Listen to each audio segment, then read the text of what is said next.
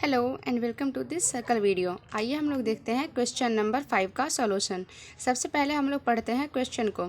Question क्या कहती है, त्रिज्या 21 सेंटीमीटर वाले एक वृत्त का कोई एक चाप है जो कि केंद्र पर 60 डिग्री का कोण अंतरित करती है। तो हमें ज्ञात करना है चाप की लंबाई, चाप द्वारा बनाए गए त्रिज्यखंड का क्षेत्रफल और संगत जीवा द्वारा बनाए गए वृत्तखंड का क्षेत्रफल। सेम क्वेश्चन इंग्लिश में क्या कहती है, arc of a circle with radius 21 centimetre subtends 60 degree angle at the center. Find out the length of the arc. Second, the area of sector formed by the arc. And the third one, the area of segment formed by the chord.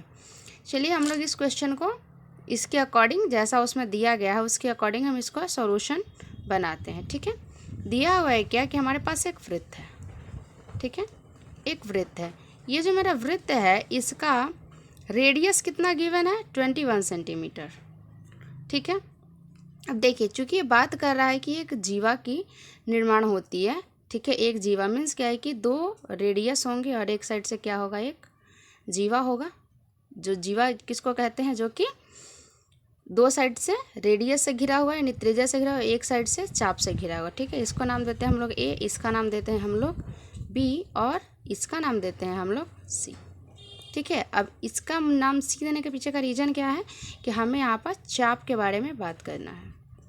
ठीक है, तो ये जब radius है तो 21 centimetre है, तो radius कहीं पे भी ड्रॉ करिएगा 21 ही रहेगा, तो ये भी 21, ये भी 21 सेंटीमीटर हो जाएगा।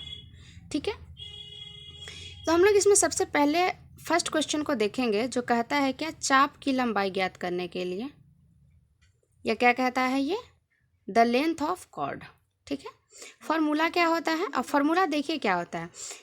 ये जो बात कर रहे हैं चाप, ये किसका हिस्सा है, परिधि का हिस्सा है, सर्कमफेरेंस का हिस्सा है, मीन्स 2πr, जिसको हम लोग परिधि कहते हैं, सी कहते हैं, सर्कमफेरेंस कहते हैं, उसका हिस्सा है। मतलब कि ये जो मान है 60 डिग्री हमारे पास, ये इतना एरिया को कवर करेगा।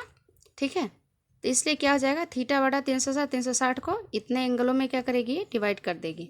ठीक है, 360 के इतने एंगल को ये कवर करेगी, इनटू क्या हो जाएगा, 2πr हो जाएगा। ठीक है, तो अब हम लोग देखते हैं थीटा का वैल्यू गिवन है, theta is equals to 60 degree और R is equals to 21 centimetre. Theta का मान रखते हैं हम लोग 60 डिग्री और ये क्या हो जाएगा 360 डिग्री इंटू 2 इंटू 22/7 और आर का मान 21। ठीक है, 6 36 कैंसिल आउट हो गया, 7 तिया 21 हो गया और 3 दूना 6 हो गया और 2 से 2 कैंसिल, हमारा बच गया कितना, 22 सेंटीमीटर आंसर।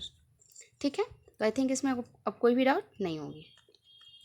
चलिए सेकंड क्वेश्चन है। सेकंड क्वेश्चन हमें क्या कहता है, सेकंड क्वेश्चन कहता है कि चाप द्वारा बनाए गए त्रिज्यखंड का क्षेत्रफल ज्ञात करना है। ठीक है, चाप द्वारा बनाए गए त्रिज्यखंड का क्षेत्रफल। ठीक है, तो देखिए ये चाप के द्वारा कौन सा त्रिज्यखंड बनाया गया है, ये जो चाप है इसके द्वारा कौन सा त्रिज्यखंड बनाया गया है। ठीक है, ये चाप है, इसके द्वारा ये वाला त्रिज्यखंड का निर्माण किया गया है।